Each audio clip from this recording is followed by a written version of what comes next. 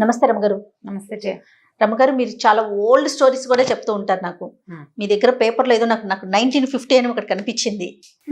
ఎప్పటిదండి అసలు 1950డా? అప్పటి స్టోరీ ఎలా గ్యాదర్ చేశారు, అసలు ఏంటి ఆ స్టోరీ? గ్యాదరింగ్ ఏముంది, పుస్తకాలు చదువుతూ ఉంటే అందరూ గ్యాదర్ చేయగలుగుతారు. రెగ్యులర్ డైలాగ్ అంతే, గ్యాదర్ చేయాలి. చదువుతూ ఉంటే తెలుస్తుంది మనకి. 50లో పుస్తకాలు, 60లో అన్నీ దొరుకుతాయి. ఆన్లైన్ దొరుకుతూనే ఉన్నాయి, విడిగా కూడా పాత పుస్తకాలు దొరుకుతాయి. సంపాదించవచ్చు. మనం చదివే ఉద్దేశం ఉండాలి, అది జ్ఞాపకం పెట్టుకుని ప్రజెంట్ చేసే ఆలోచన ఉండాలి. ఇది కూడా ప్రధానం. అది ప్రధానం. ఇప్పుడు మనకు అవసరం కదా. అవును, మనం అవసరంగా చేస్తున్నాం కాబట్టి. మీరు ఎట్లా రమగారు, నెట్ లో బ్రౌజ్ చేస్తారా లేకుంటే ఎక్కడి నుంచి ఎవరైనా మీకు పంపిస్తూ ఉంటారు? ఎట్లా? నా దగ్గర వెబ్సైట్లు ఉన్నాయి, కొన్ని పుస్తకాలు చాలా ఉన్నాయి. నేను ప్రతి 4 నెలలకి వెళ్ళిపోయి నవోదయ, నవయుగ అక్కడికి ఇక్కడికి వెళ్ళి ఓ 3-4 వేల రూపాయల పుస్తకాలు, కథల పుస్తకాలు తెచ్చుకుంటాను. ఇది వరకు కోటి బయట తిరుగుతూ ఉంటే పుస్తకాలు కనపడినప్పుడల్లా తెచ్చుకునేదాన్ని. చందమామలు ఒక సంవత్సరం ఫుల్ ఎడిషన్స్ 12 పుస్తకాలు బౌండ్ చేసిన పుస్తకాలు కొన్ని దొరుకుతూ ఉంటాయి. మాకు బాగా తెలిసిన ఒక ఆయన ఫ్రెండ్ దగ్గర ఉన్నాయని కొన్ని పుస్తకాలు ఇప్పించారు. ఒక కీటిపాటిలో ఒక అమ్మాయి ఫ్రెండ్ అయింది. అమ్మాయి తన దగ్గర ఒక 67దో ఎప్పటిదో ఆ పిల్ల కాదు, వాళ్ళ నాన్నగారు పెళ్ళయిందేమో అప్పటిది, చాలా చిన్న పిల్ల. ఆ అమ్మాయి అప్పటి పుస్తకం ఒక బౌండ్ 12 పుస్తకాలు ఉన్నది, 9 పుస్తకాలు ఉన్నదో ఇచ్చింది నాకు. అందులో కథలు కూడా చెప్పాను నేను. సంపాదించాలి అంతే, వాటి కోసం ట్రై చేయాలి. అవి కాకుండా ఇప్పుడు కొన్ని కథలు, ఇప్పుడు నేను కొన్ని గ్రూప్స్ లో ఉన్నాను, కథలు వస్తుంటాయా, ఈ కథ చదివితే పాత కథ ఒకటి గుర్తొస్తుంది నాకు. అందులో గ్రూపులో నేను చదివిన కథ ఒక్కటి కూడా చెప్పాలి ఇప్పటిదాకా నేను. ఓకే, ఒకటి కూడా చెప్పాలి. దానికి రిలవెంట్ గా ఉన్న స్టోరీ, దానికి రిలేటెడ్ కాస్త దగ్గరగా ఉన్న కథ, ఇంచుమించుగా ఇలాంటి కథ ఎప్పుడో చదివానికి కొంచెం ఆలోచించుకుంటుంటే మెల్లిగా గుర్తొస్తుంది. అదే నేను చెప్పాను, నేను పాలగిని కూడా మర్చిపోతా పొయ్యి మీద స్టోరీస్. ఎందుకో ఇవి గుర్తుంటాయి. ఎందుకు గుర్తుంటాయి? ఇంట్లో ఎవరైనా ఉన్నారా రమ్మగారు, ఫ్యామిలీలో అక్క వాళ్ళు కానీ ఎవరైనా? ఇంట్లో అందరూ కథాగత ప్రాణులే. మేమంతా పుస్తకాలు పిచ్చివాళ్ళు కదా. ఏదో ఒక కథ, ఇప్పుడు నాకు గుర్తు రాపోయిన కథ అయినా నేను మా పెద్దకైనా మా వసంతకో ఫోన్ చేస్తాను, అట్లా ఒక కథ చదివేవాళ్ళం కదా, అది ఏమిటి అని ఆవిడ చెప్పేస్తారు. చెప్తే ఏదో కాస్త ఇద్దరం కలిసి కొంచెం ఆలోచించుకుని తర్వాత ముందు వెనక ఒక గంట మాట్లాడుకున్నాక ఎక్కడో చోట చటుకుని తగదు. నాకు కాకరకాయ కూర కథ అలాగే గుర్తొచ్చింది నాకు. ఓకే, పాత పుస్తకాలు చదువుతుంటే మనకి నెట్ లో దొరుకుతున్నాయి జయ ఇప్పుడు బాగా. ఇది వరకు గ్రంథాలయాలు ఉండేవండి, కానీ ఇప్పుడు మనకి సిటీలో అంత అవకాశం ఉందో లేదో నాకు తెలియట్లేదు. మరి కొంచెం తక్కువే కదండి.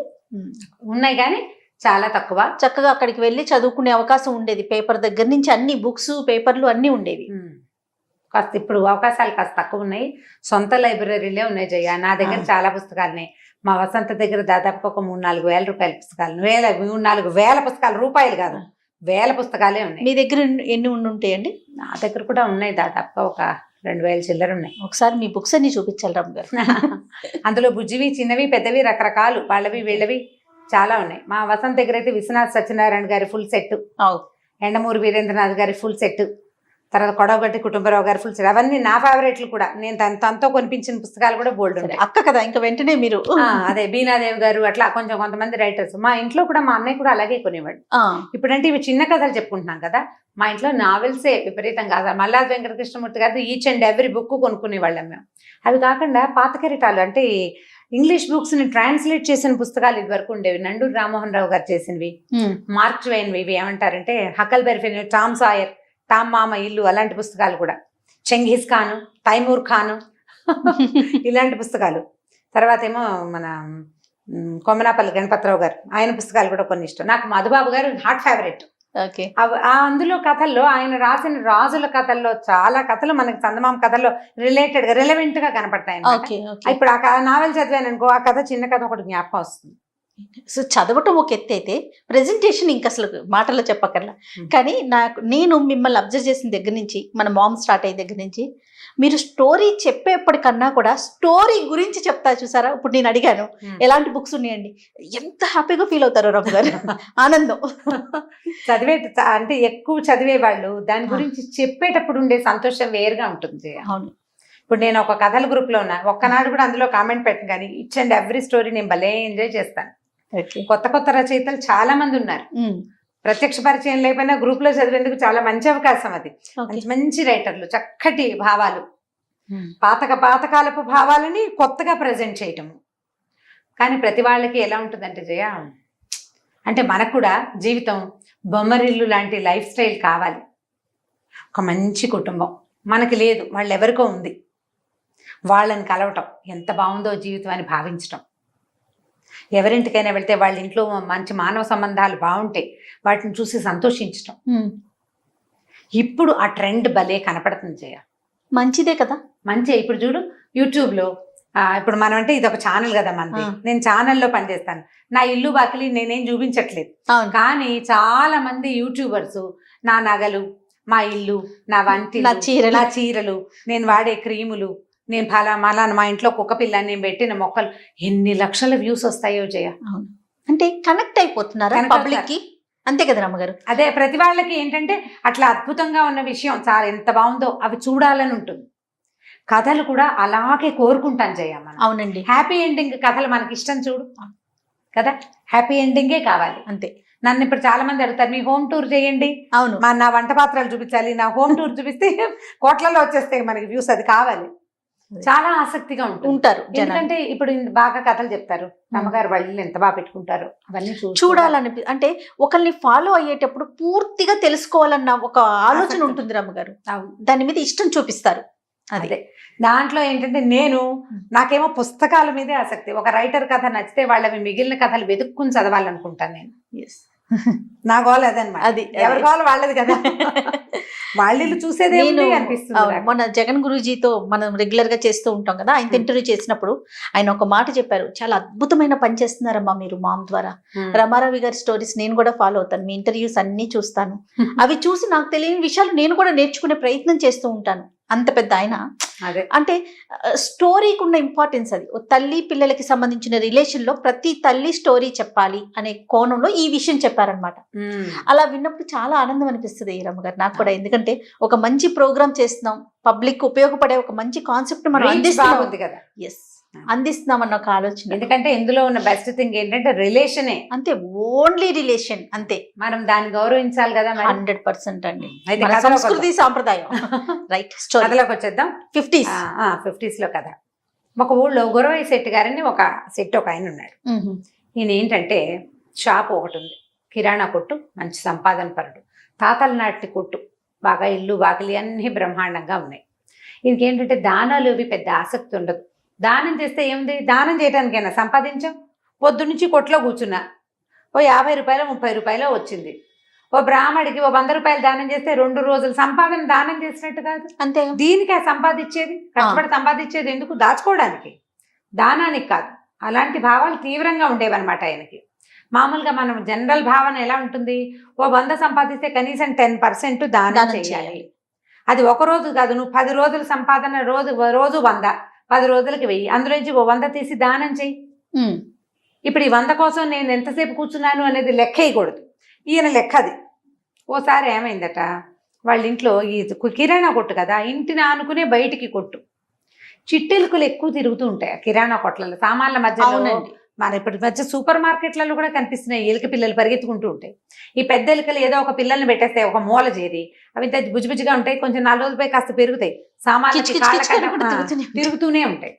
ఈ ఇంట్లోకి బాగా చుంచెలుకలు చేరినాయి, ఎలుకలు చేరినాయి. చుంచెలకంటే మూతి కొంచెం పొడుగ్గా ఉంటుంది, మామూలు ఎలుక కొంచెం పొట్టిగా ఉంటుంది. అయితే ఈ ఎలుకల కోసం పిల్లి ఒకటి తిరుగుతోంది. ఒక వారం 10 రోజులు తిరిగి మొత్తం అన్నీ తినేసింది. ఎలుకలు అయిపోయాక ఎలుకలు ఏం చేస్తాయంటే, పిల్లి మెసులుతూ ఉంటే అక్కడ మసులుతోంది అనుకో, పిల్లి తిరుగుతోంది, ఎలుకలు రావడం మానేస్తాయి, ఇంకో ఇల్లు చూసుకుంటాయి అవి. వాటి ప్లాన్ అది. అదే ఇప్పుడు ఈ పిల్లికి ఎలుకలు అయిపోయాక దానికి తిండేమిటి, ఇల్లు అలవాటు అయింది, అది ఇంకో చోటికి పోదు, ఇక్కడిక్కడే తిరుగుతుంటుంది. అందుకని అది అదును కోసం చూస్తూ ఉంటుంది. ఈ శెట్టి గారి భార్య ఏం చేసింది, ఆ కాలంలో ఏం చేసేవాళ్ళు అంటే పాలు అవి ఉట్లు మీద పెట్టుకునేవాళ్ళు, ఉట్టి వేళ్లాడుతూ ఉంటుంది, పైన ఎత్తుగా ఉంటుంది, గాలి తగులుతూ ఉంటుంది. కానీ పిల్లికి కుక్కలకి వాటికి అందదు, పిల్లలు కూడా తన్నీరు. ఇప్పట్లాగా మనలాగా అల్మర్లు పాడు ఏముండేవి అప్పట్లో, వేళ్లాడేవి పెట్టుకునేవాళ్ళు. ఉట్లలో రకరకాల పాలు పెరుగు ఒకదాని మీద ఒకటి, నేతికి ఒక ఉట్టి అలా పెట్టేవాళ్ళు. ఈవిడ ఉట్లో పెట్టకుండా గిన్నె కింద పెట్టి, ఈ పిల్లేమో ఆ పాలల్లో మూతి పెట్టడానికి పాల గిన్నె దగ్గరికి వెళ్ళేసరికి ఈయన ఏం చేశాడు, ఈ కొట్లో దికాణంలో కూర్చుని ఆలోచిస్తున్నాడు. పిల్లి కనపడింది. అమ్మో పాల గిన్నె ముట్టేసుకుంటుంది, ఏమే ఎక్కడ తెచ్చావని పెళ్ళాన్ని తిట్టుతూ చేతిలో విసిరాయలు ఉంటాయి కదా, తూచే రాళ్ళు, తూనికి రాళ్ళు, ఆ రాయి ఒకటి విసిరాడు దాని మీదకి. విసిరాడు, తగులుతుందని అనుకోలేదు, కానీ తగిలింది, పిల్లి చచ్చింది. గట్టిగా తగిలేసింది పిల్లికి. విసిరా అంటే బాగా ఆ, ఉంటుంది కదా బరువు ఉంటుంది మరి కదా. ఆ తగలటం వేరే మంది పిల్లి ఢామని పడిపోయింది. అంతే సంగతులు. ఓ నిమిషం పోయాక చూశాడు, లేచి వెళ్తే అది లేచేగల అక్కడే పడిపోయింది. అయ్యో తీరస్ చచ్చిపోయింది. ఈయనకి గుండెల్లో రైళ్లు పరిగెత్తేసినాయి. పిల్లిని చంపకూడదు, మహాపాపం. అవునట. పిల్లి చంపిన పాపాన్ని పోగొట్టుకోలేం. ఏం చేయాలి ఇప్పుడు? సరే ఏం చేశాడు, ఎవరినైనా అడగాలి. బయటకు వచ్చాడు. ఈ గుళ్ళో పూజారి ఒక ఆయన పురోహితుడు కనపడ్డాడు. ఏమండి అయ్యగారు బాగున్నారా? ఏదో పలకరించాడు.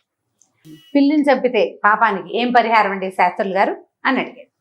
శాస్త్రులు గారు ఏముంది నాయన, పిల్లి ఎంత బరువు ఉందో అంత బరువు బంగారు పిల్లిని చేసిస్తే సరే అన్నాడు. బంగారు పిల్లే? ఓ నాయన, ఈయన పావలా కూడా దానం చేయడు. సరే అది కాదండి, అంత పెట్టుకోలేరండి వాళ్ళు, ఇంకోటి చెప్పండి అన్నాడు. పోనీ బంగారం కాకపోతే వెండి. వెండి మాత్రం ఊరికే వచ్చింది కాదు, అది కూడా కాదండి అని. ఇత్తడి కంచు ఇవి కాదు, ఇంకేదైనా సులువుగా చెప్పండి అంటే ఏముంది నాయన, మరి వాటికి ఏమంటారు, మోయిన్ ఇస్తారు కదా మనకి స్వయం పాకం. ఒక బ్రాహ్మడికి స్వయం పాకం ఇస్తే సరే. అయితే ఈయన అన్నాడు, గురవయ్య గారు అడిగాడు, అదేంటండి బంగారపు పిల్లిని చేయవలసిన దాన్ని స్వయం పాకంతో సరిపోతుందా అంటే, ఏం చేస్తాను నాయన, సూక్ష్మాల్లో మోక్షం. పిల్లిని ఇస్తే ఒక రకం, అన్నం పెడితే ఇది పెడితే ఎలాగా అంటే సరిపోతుంది నాయన. ఇప్పుడు నువ్వు ఇది ఇచ్చావనుకో, ఏది మోయిని ఇస్తావు, స్వయం పాకం ఇస్తావు, ఇస్తే నీ పాపం బ్రాహ్మడికి సంక్రమిస్తుంది, అంటే నాకు అంటే నేనేనండి అని చెప్పాడు. అయితే సరే నువ్వు ఇవ్వు నాకు స్వయం పాకం, నువ్వు నాకు స్వయం పాకం ఇస్తే నీ పాపం నాకు సంక్రమిస్తుంది, నా పాపం నేను జపం చేసుకుని పోగొట్టుకోవాలి. బ్రాహ్మడికి జపం చేసుకుని పాపాన్ని పోగొట్టుకునే అవకాశం పెట్టాడు బ్రహ్మ. అలాగే చేస్తారు. మనం దానాలు ఇస్తామా, ఆ బ్రాహ్మలు సహస్ర గాయత్రి చేయాలి. దానం తీసుకున్న బ్రాహ్మడు ఊరికే పట్టుకెళ్ళి వస్తువులు వాడుకోవటం కాదు. వస్తువులు వాడుకుని 4 రోజులు చతికిలు పెడతాడు, బ్రాహ్మణ్యం నశించిపోతుంది, అతనికి తేజస్సు ఉండదు. అందుకని వాళ్ళు గాయత్రి ఎక్కువ చేసుకుంటారు, దానికి పరిహార జపం చేసుకుని తీరాలి. దానాలు పట్టే వాళ్ళందరూ చేసే పనే చెప్పాడు. చెప్పేసరికల్లా అప్పుడు ఈయన ఆలోచించుకున్నాడు, ఏమేమి ఇవ్వాలి ఇదంటే స్వయం పాకం అంటే ఏమి ఇవ్వాలి. ఓ 2 వీసలు బియ్యం,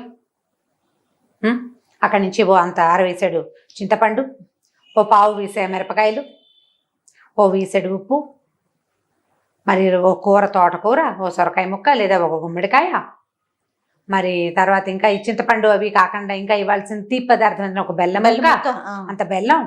ఆలోచించుకున్నాడు, లెక్క పెట్టుకుని, అమ్మో స్వయం పాకానికి కూడా ₹1/2 లేనిదే ఈ పని అవ్వదు. ₹1/2 ఖర్చు ఊరికే వచ్చిందా ₹1/2. అదే ఆలోచించుకున్నాడు, గుటకలు మింగేశాడు. ఏమన్నాడు, అయితే పూజారి గారు నేను అది పట్టుకొచ్చి ఇస్తా, ఈ లోపల మీరు జపం మొదలెట్టండి. ఈయనేమనుకున్నాడు, సరే దానం తీసుకోవడానికి పరిహార జపం చేసుకోవాలి, సరే జపం చేస్తానన్నాడు. ఇంటికి వెళ్ళిపోయాడు గురవయ్య గారు. ఈయనేమో కాలు చేతులు కడుక్కుని జపం మొదలు పెట్టుకున్నాడు. చీకటి పడే వేళకి మళ్ళీ గురవయ్య వచ్చాడు.